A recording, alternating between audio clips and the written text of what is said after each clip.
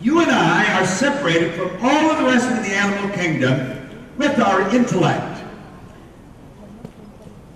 There was a Pulitzer Prize-winning playwright that wrote a play, Secret to Freedom. In the play, he had a character stand up and say the only thing about a man that is a man is his mind. Everything else you'll find in a pig or a horse. He's right. That's accurate.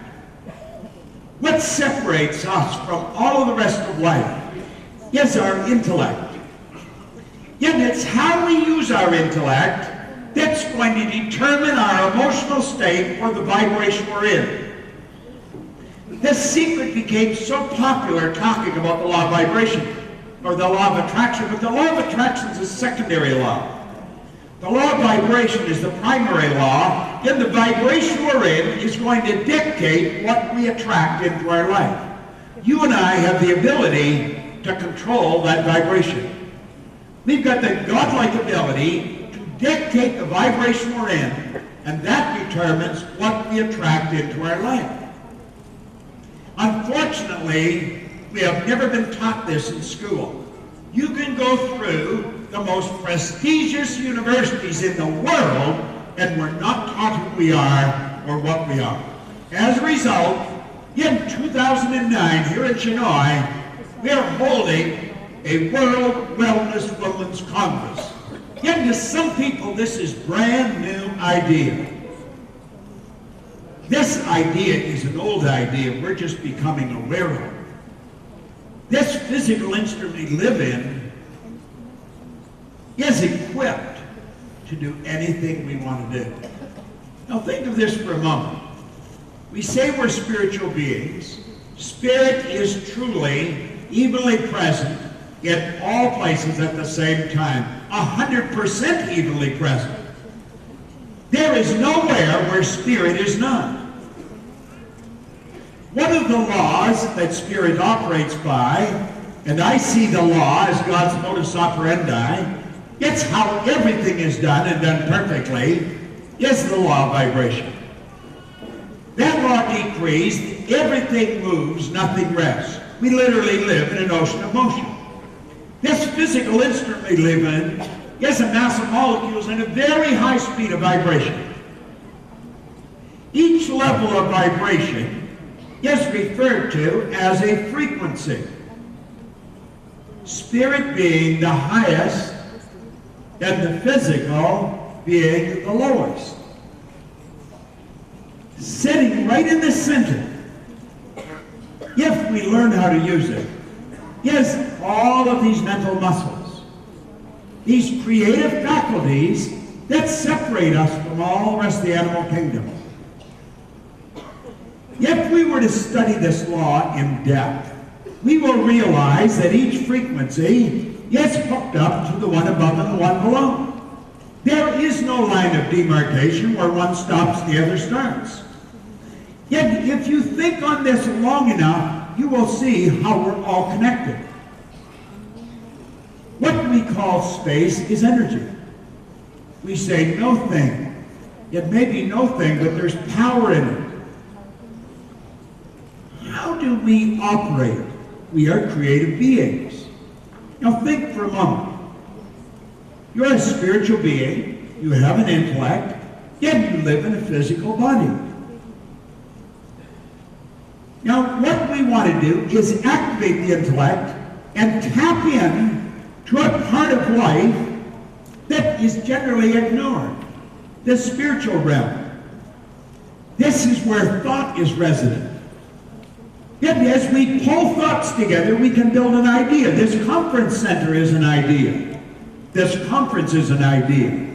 Yet the ideas that we hold in our mind will ultimately move into physical form. Andrew Carnegie, who at one time was the wealthiest man in the world, he spent half his life earning money and the other half giving it away. He said that any idea that is held in the mind, any idea that's held in the mind, that's emphasized, that's either feared or revered, will begin at once to clothe itself yet the most convenient and appropriate form that's available. Now think of this for a moment. Where is thought? Thought's omnipresent. Thought's 100% present in all places at the same time. I had the good fortune over a number of years ago, of working with Edgar Mitchell. He was the astronaut that was the captain of a lunar landing module on one of the Apollo flights. He was doing thought transfer exercises from the other side of the moon. Thought is everywhere present. Now, I have been saying that for years, but I found a better way to get the idea across. If I tap the mouse on my computer and I send an email, where is that email? It's everywhere. Your email is everywhere, evenly present. If I'm here in Chinoy, over at my hotel, I go in and I pick up my email. If I had been in Toronto, I would have picked up my email. If I had been in Kuching or in Melbourne, Australia, I could have picked up that email. Your email is everywhere present. So is your thought. Thought is omnipresent. Do you know thought waves are cosmic waves that penetrate all time and space? Thought is so powerful. Yes, everybody here begins to think the same thought. You give it awesome power. And we can tap in and we can think anything we want. Viktor Frankl, the Viennese psychiatrist who spent the war years in a concentration camp, said regardless of the intellectual or physical abuse he was subjected to, no one could stop him from thinking what he wanted to think. That's where our freedom really comes in. You can bind a person in chains, you can lock them in cells, but you can never lock their mind. We have the ability to think anything we want to think. Our problem is we don't think anywhere near as much as we should. There was a great educator from Kentucky, Dr. Ken McFarland. He one time said 2% of the people think, 3% think they think, yet he said 95%. You don't think F-E-A-T-H. You get a picture of a feather. Think of a hot air balloon. And a picture comes onto the screen of your mind. Now think of your mind. What does it look like? That's an interesting question. Would you agree? It really is. Think of your mind. Think of your front door for a moment, and you'll get a picture on the screen of your mind. Think of your automobile, and you'll get a picture on the screen of your mind. Think of your mind, no picture. What happened? Well, when I said think of your front door, I activated vocal cords, I set up a vibration. It's actually a late message. Your hearing sense picked it up. It went firing down a nerve passageway, struck a group of cells in your brain. Those cells were activated, and the picture of your front door flashed on the screen of your mind. As I said, your automobile, a picture of your automobile come on the screen of your mind. You see, we have cells of recognition in our brain. That's how language works. We make a sound, a word, and a picture.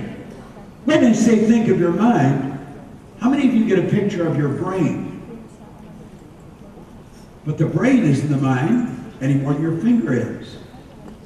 The brain is part of the body. Your brain is an electronic switching station. There was a doctor in San Antonio, Texas in 1934. Yet he said, we've got a real problem. He said, we're treating symptoms. When we talk of wellness, that's a normal and a natural state for us to be in. But he said, we're treating symptoms. We're not treating the cause of problems. Most of what I've heard here is directed towards the cause of problems. But he said,